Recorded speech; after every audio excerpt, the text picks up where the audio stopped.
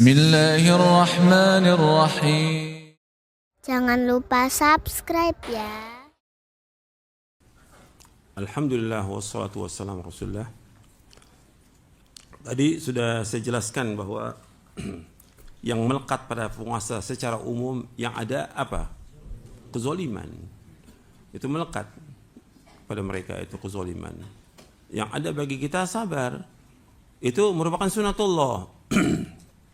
Para anbiya wa rasul alaihi wassalatu wassalam ketika berdakwah mereka pasti dimusuhi. Karena yang mereka dakwakan dakwah tauhid. Dakwah tauhid.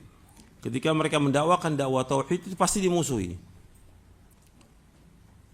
Terjadinya permusuhan antara nabi-nabi, rasul-rasul alaihi wassalatu wassalam dengan umatnya dengan sebab para rasul mendakwakan dakwah tauhid. Itu tauhid al-uluhiyah. Bagaimana umat ini beribadah hanya kepada Allah saja dan tidak berbuat syirik. Ketika kita mendakwakan dakwah itu di masyarakat, ya ada yang senang dengan dakwah itu, ada yang tidak. Kemudian yang berakibat seperti yang tadi diceritakan, kemudian kita dicemooh, dicaci maki, difitnah, sampai diusir. Bahkan pengajian kita di stop. Itu merupakan sunatullah. Yang ada kita harus sabar. Yang ada sabar. Karena mereka belum paham tentang agama ini. Mereka belum paham tentang agama ini. Jadi kita juga dalam menyampaikan dimulai dari yang dasar sekali. Antum bisa bacakan kitab Al-Usul Ats-Tsalatsa dengan syarahnya. Itu yang dasar. Baru yang lain nanti kita tauhid. Dan itu perlu diulang berkali-kali, mungkin puluhan kali diulang. Harus sabar. Jadi kalau udah kita sampaikan kemudian mereka tidak terima, ya nggak ada masalah. Jangan kita maksakan. Gitu. Dan juga kalau pengajian itu di stop, mestinya kan kita juga punya hak. Karena rakyat punya hak yang sama dalam negara itu. Kita bisa laporkan tentang seperti itu. Nggak bisa kajian di stop, nggak bisa dong. Itu kan kezaliman. Itu kezaliman. Dilarang kajian itu kalau memang benar itu menyesatkan, buktikan dong di mana menyesatkannya. Kan mereka nggak bisa buktikan. Dan ini terus seperti itu. Maka yang ada bagi kita juga seperti tadi kesabaran. Karena Islam ini sudah dianggap asing. Saya akan bacakan kepada antum tentang penjelasan Al-Imam Ibnu Qayyim tentang masalah ini. Pertanyaannya bagus. Memang saya ada rencana mau bacakan penjelasan Al-Imam Ibnu Qayyim. Jadi dalam dakwah ini memang kelihatan dakwah yang ada sekarang ini mulai dikucilkan, diobok-obok di mana-mana, dilarang, nggak boleh. Dan ini harus sabar. Kepada para dai juga harus sabar. Kalau memang bisa dia dakwah di masjid itu, dia dakwah. Kalau nggak bisa, ya di rumah. Rasulullah SAW di awal dakwah dimusuhi atau tidak? Musuhi. Dikejar-kejar, para sahabat juga disiksa. Bilal disiksa, Ammar disiksa, Yasir disiksa, Sumayyah disiksa, sampai dibunuh. Dan Nabi lihat itu, kejadian itu. Nabi lihat. Karena kondisi kita waktu itu apa? Lemah, Nabi lemah. Nggak bisa apa-apa. Cuma Nabi mengatakan kepada keluarga Yasir, Sobron ala Yasir, fa inna maw'idakumul jannah. Sabarlah wahai keluarga Yasir, janji kamu sorga. Dibunuh Sumayyah, dibunuh Yasir. Ammar melihat seperti itu, Ammar nggak sanggup sampai mengucapkan kalimat kufur. Kemudian Allah turunkan ayat illa man ukriha wa qalbuhu mutmainnun bil iman. Orang yang dipaksa enggak apa-apa, enggak dikatakan kafir. Harus sabar. Karena Nabi menyebutkan sallallahu alaihi wasallam bada'al islamu ghariba wa sayaudu kama bada'a ghariba fatuba lil ghuraba. Nabi bersabda sallallahu Islam itu datang dalam keadaan asing, akan kembali dalam keadaan asing, maka beruntunglah orang-orang yang asing. Apa yang dimaksud dengan ghuraba itu? Nabi menyebutkan yaitu ghuraba itu kata Nabi SAW unasun salihuna fi unasi su'in kathir may ya'sim akthar mimma yuti'uhum. Orang-orang yang soleh yang berada di tengah banyaknya orang-orang yang jelek, orang yang mendurhakai mereka lebih banyak daripada yang mentaati mereka. Hadis ini sahih dari Imam Ahmad, disahihkan oleh Syekh Ahmad Muhammad Syakir dalam Takhrij Musnad Imam Ahmad. Dalam riwayat yang lain disebutkan, ghuraba itu alladzina yuslihuna inda fasadin nas, yaitu orang yang senantiasa memperbaiki umat di tengah-tengah rusaknya manusia. Jadi kalau kita lihat, dakwah sunnah ini dianggap asing di masyarakat. Dakwah salaf ini dianggap asing di masyarakat. Dan kita harus sabar. Kita terasing, dikucilkan, ya harus sabar. Al-Imam Ibnu Qayyim sudah menyebutkan dalam kitabnya Madarijus Salikin, nanti antum catat, Madarijus Salikin di juz yang keempat, yang dicetak dari Ibnu Hazm, halaman 76-77. Kata Ibnu Qayyim begini. Ini saya sudah muat di dalam kitab atau buku saya Mulia dengan Manhaj Salaf, di halaman 258 sampai halaman 260. Kata Al-Alama Ibnu Qayyim rahimahullah yang wafat tahun 751 Hijriah, dia mengatakan begini, tolong dengarkan semuanya. Dengarkan. Ini manfaat betul.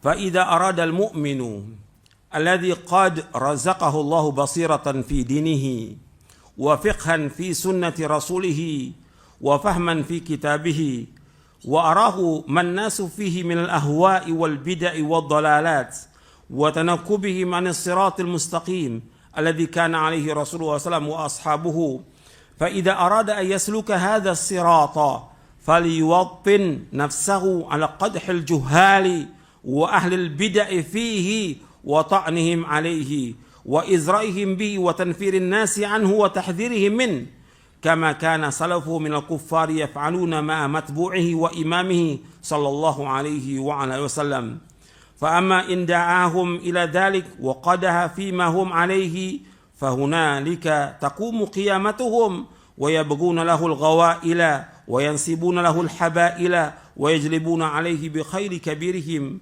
ورجله وهو غريب في دينه لفساد أديانهم غريب في تمسك بالسنة لتمسك بالبدع غريب في اعتقاده لفساد عقائدهم غريب في صلاته لسوء صلاتهم غريب في طريقه لضلال وفساد طرقهم غريب في نسبته لمخالفة نسبهم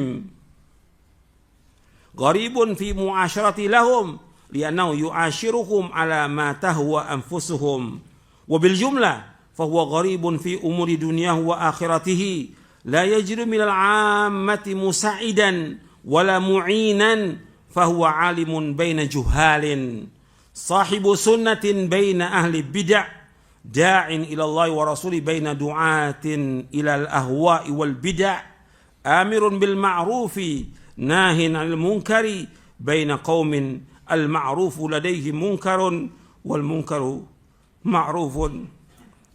Kata Al-Imam Ibnu Qayyim rahimahullah, jika seorang mukmin yang Allah karuniakan basirah dalam agamanya, pemahaman dalam sunnah Rasulnya sallallahu alaihi wasallam dan pemahaman dalam kitabnya, dan Allah memperlihatkan kepadanya apa yang ada pada manusia berupa hawa nafsu, bid'ah dan kesesatan, serta tergelincirnya mereka dari jalan yang lurus yang telah ditempuh.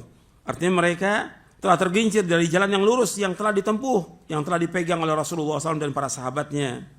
Maka seorang yang ingin melalui jalan yang lurus ini, hendaklah ia mempersiapkan diri untuk menghadapi cacian, celaan, cemoohan orang-orang bodoh dan ahlul bid'ah, yang mereka tidak segan-segan memprovokasi dan menghasut manusia dan mentahdir agar menjauhi, dia mentahdir agar kaum muslimin menjauhi dirinya, seperti yang dilakukan nenek moyang mereka dari orang-orang kafir terhadap panutan dan imamnya, yaitu Rasulullah SAW. Adapun jika ia mengajak mereka kepada kebenaran serta mengkritisi apa yang mereka lakukan, artinya dari perbuatan-perbuatan syirik, bid'ah, adat istiadat yang menyimpang dari syariat, apabila dia mengajak kepada kebenaran serta mengkritisi apa yang ada pada mereka yang mereka lakukan, maka di saat itu terjadilah kiamat bagi mereka. Yakni mereka sangat marah, sehingga mereka pun segera menyusun strategi untuk menjebak dan mencelakai orang yang mendakwakan dakwah sunnah itu dengan mengarahkan pemimpin dan pasukannya. Maka orang yang mendakwakan dakwah sunnah ini menjadi asing dalam agamanya karena rusaknya agama mereka. Menjadi asing dalam berpegang kepada sunnah karena kuatnya mereka berpegang kepada bid'ah. Menjadi asing dalam akidahnya karena rusaknya akidah mereka. Mereka mengikuti akidah yang sesat. Mereka menyembah kubur, percaya kepada dukun-dukun, jimat-jimat. Mereka tidak percaya tentang Allah di atas arasy dan yang lainnya. Ini akidah yang rusak mereka ini. Dia menjadi asing dalam sholatnya karena buruknya sholat mereka. Asing dalam sholatnya karena buruknya sholat mereka. Kita mencontohkan sholat sesuai dengan sunnah Nabi, mereka tidak. Asing dalam jalannya karena sesat dan rusaknya jalan mereka. Asing dalam nisbatnya karena bertentangan dengan nisbat mereka. Kita nisbat mereka kepada Quran dan sunnah ala fahmi salaf. Kalau mereka nisbatnya kepada pemimpinnya, kepada kelompoknya, dan yang lainnya. Asing dalam interaksinya, arti muamalahnya kepada mereka karena dia memperlakukan mereka dengan sesuatu yang tidak cocok dengan selera mereka. Secara garis besar dia menjadi asing dalam urusan dunia dan akhiratnya. Dia tidak mendapatkan orang yang membantu dan menolongnya dari orang-orang awam, maka ia adalah alim di antara orang-orang bodoh. Dia pembela sunnah di antara penganut bid'ah. Dia seorang dai yang mengajak kepada Allah Rasulnya di antara para penyuruh yang mengajak manusia kepada bid'ah dan hawa nafsu. Orang yang memerintahkan kepada kebaikan dan melarang dari yang mungkar di tengah-tengah masyarakat yang menganggap kebaikan sebagai kemungkaran, sementara yang mungkar mereka anggap sebagai kebaikan. Kata Ibnu Qayyim, di sini harus sabar kita. Ini kita asing dengan masyarakat dan mulai dilarang pengajian-pengajian sunnah di mana-mana. Bahkan masjid-masjid nggak boleh diadakan pengajian sunnah. Harus sabar. Ini cobaan. Maka kita introspeksi kepada diri kita. Yang paling besar, semua kesalahan disebabkan karena dosa kita. Wa ma asabakum min musibatin fabima kasabat aydikum wa ya'fu an katsir. Apa saja musibah demi kalian dengan sebab dosa kalian dan Allah banyak memberikan maaf. Introspeksi bahwa kita banyak salah, kita banyak dosa. Mohon ampun kepada Allah dan laksanakan apa yang bisa kita lakukan. Meskipun enggak dikasih kita pengajian di masjid atau diusir, sabar. Itulah sunatullah. Dan pasti Allah akan tolong, nggak mungkin Allah biarkan hambanya. Pasti Allah akan tolong. Cuma perlu waktu. Tolong. Karena Allah sudah berjanji akan menolong hambanya. Wa kana haqqan alaina nasrul mu'minin. Dan wajib atas kami untuk menolong orang mukmin. Dan Allah juga berjanji, in tansurullah yansurkum wa yuthabbit aqdamakum. Jika kalian menolong agama Allah akan tolong kalian dan Allah akan menguatkan kalian. Allah juga berjanji, inna lanansuru rusulana walladzina amanu fil hayati dunya wa yauma yaqumul ashhad. Kami akan menolong rasul-rasul kami dan orang beriman dalam kehidupan dunia dan nanti di akhirat. Cuma perlu sabar, pertolongan pasti akan datang. Gak mungkin ahlul bidah, penguasa yang zalim akan terus menguasai kita, gak mungkin. Pasti ada waktunya Allah akan menangkan agama ini, pasti. Wa tilkal ayyamu nudawilu bainas. Hari-hari itu kami putar di antara manusia. Antum lihat Imam Ahmad bin Hanbal rahimahullah disiksa. Di zaman semua orang ini luar biasa, sunnah itu kuat. Tapi begitu penguasa yang zalim, ada ulama disiksa Imam Ahmad. Karena mempertahankan bahwa Al-Quran kalamullah, ghairu makhluk. Quran kalamullah bukan makhluk. Disiksa, masukin penjara, disiksa lagi terus seperti itu. Dan berapa penguasa sampai masanya dimenangkan sunnah ini. Sampai yang hadir pengajian Imam Ahmad ribuan orang. Jadi ada waktunya, tapi harus sabar, sabar. Ya, saya pikir ini yang bisa saya sampaikan dan bermanfaat untuk saya dan sekalian. Wassalamualaikum Muhammadin sallallahu alaihi wasallam wa akhiru da'wana alhamdulillahirabbil alamin subhanakallahumma bihamdik asyhadu an la ilaha illa anta astaghfiruka wa atubu ilaik. Assalamualaikum warahmatullahi wabarakatuh.